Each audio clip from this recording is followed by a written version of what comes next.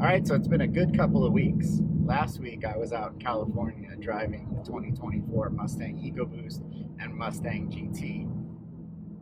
Today I'm on the other side of the country in Charlotte, North Carolina, and I'm behind the wheel of the 2024 Mustang Dark Horse. This is the first new performance variant of the Mustang since the Bullet, and previously Ford has leaned on traditional brands like Boss and Mach 1, but with the 7th generation Mustang, they launched a new performance model called the Dark Horse. And in some ways it picks up where the outgoing Mach 1 left off.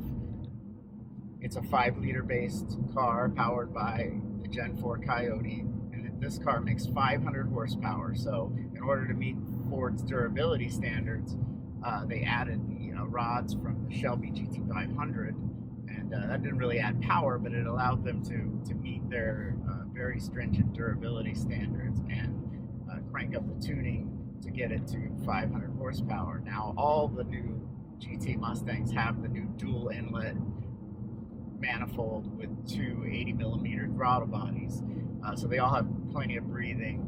Most of the hardware is all the same. The active exhaust opens up a little power on the GTs. These come standard with the active exhaust and 500 horsepower. So the car feels great. It's really, really fast. But what's even more impressive is last week I drove the Mustang Performance Package based on the GT, and that car's great. Really a lot of fun, really balanced. Does a great job planning the power. But this car is even better.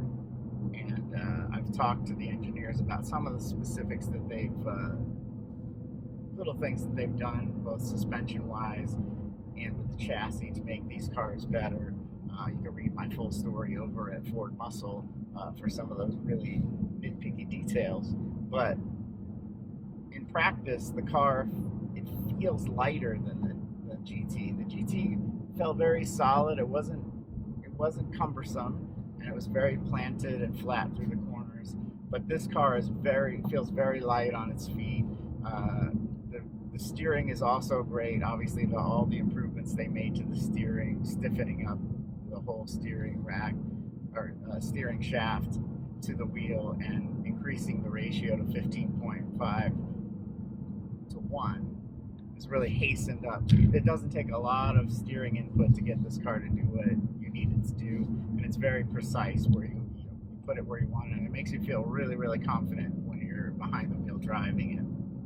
Now, so far, I've only driven it on the street here outside of North Carolina.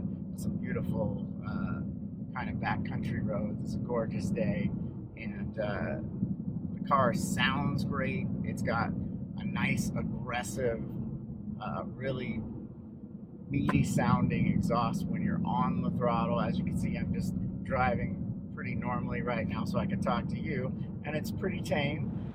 This car is a manual car, so it also has the rev match downshifting, so you get a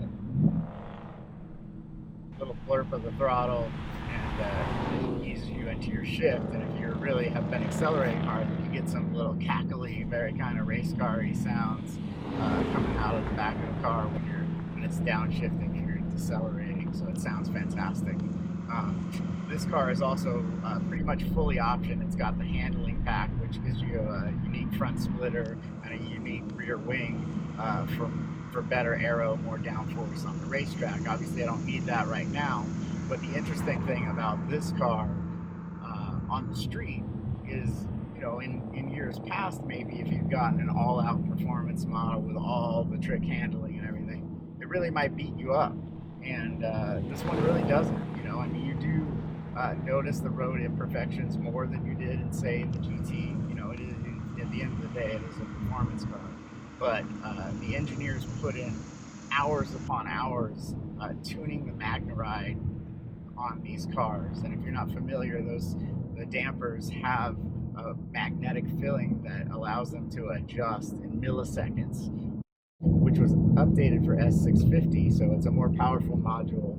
Engineers got more software that they could play with, and really, really put a lot of effort into tuning the MagneRide, not just for performance, but for keeping the car livable you know, they wanted to give you all the performance they could without having a trade-off of downgrading your enjoyment around town. So this is really, you know, kind of a borderline race car that you could just drive to work every day.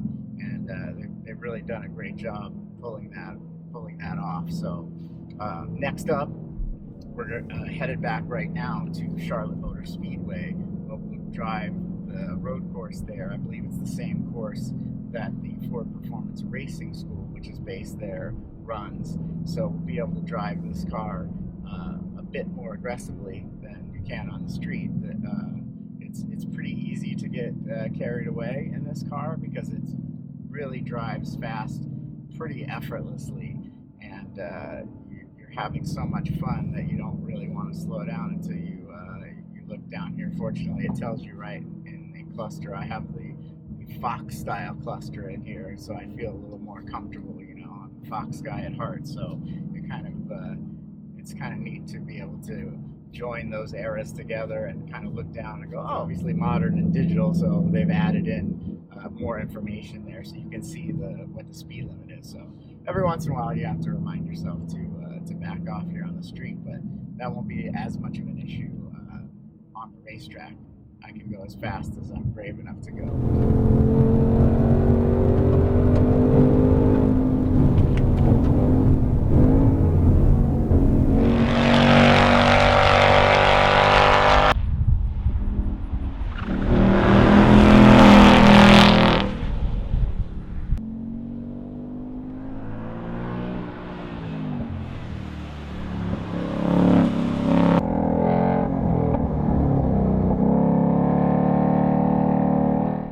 So the engineers like to say that the bones of the car are shared with S550. So let's say the basic chassis is similar. They've made some minor upgrades to the rear suspension geometry and some other things, but it's obviously a mature platform that they're expanding on with S650. And a lot of times you see that at the end of a product cycle, like they did with Mach 1. And this one, Dark Horse, kind of carries that through, and the cool thing about it is that, you know, every year through the development of a product, we tend to get a new toy from Ford. We got Lion Lock, then we got auto rev downshift, then this year we get drift brake. But this car has all that stuff. So you got the drift brake, you got no lift shift, so you can hammer through the gears without taking your foot off the gas. You got the auto rev match, which is really, really helpful if you don't heel and toe a lot. It does that work for you. Of course, the experienced racer will probably do better than that, but for someone who doesn't do it all the time, it's nice to just have that available at any time. And this car has the Tremec 3160 6-speed, which is a really nice upgrade in these Mustangs. And GT350 had the 3150 transmission, but it did not have the auto rev match. And granted, it was designed as more of a sports car type thing, but at the time, auto rev match was available on the GTs, but not on the 350. So now you get on Dark Horse, you get Tremec, you get the auto rev match, you get all those toys in this one car, and you combine that with all the improvements that they made, the extra horsepower. It's got giant tires, huge brakes, completely revised MagneRide calibration. You really get all the toys from the toy store in this one toy box, which makes it a lot of fun to play.